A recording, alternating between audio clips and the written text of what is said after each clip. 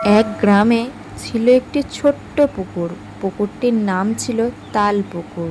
সেটি দিনের বেলা সাধারণ মানুষের মতো রাখলেও কিন্তু রাত নামলেই সেটা হয়ে যেত এক জাদুই পুকুর।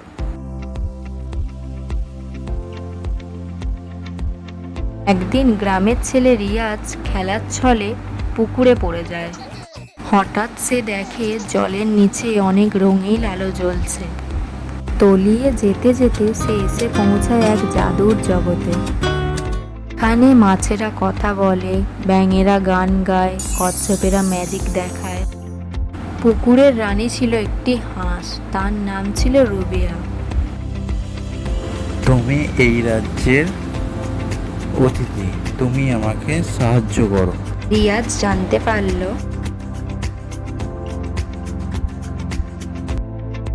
এক দুষ্টু তিমি মাছ পুকুরের সব রং চুরি করে নিয়ে গেছে।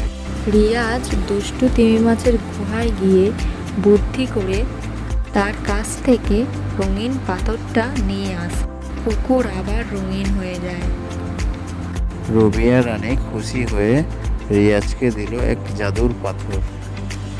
এটা হাতে রেখে ইচ্ছা করলে পুকুরের জাদু জগতে ফিরে আসতে পারবে। পরের দিন সকালে রিয়াজ ঘুম থেকে উঠে ভাবে সবটাই কি স্বপ্ন ছিল। তো তাকিয়ে দেখে তার হাতে সেই চকচকে পাথরটি।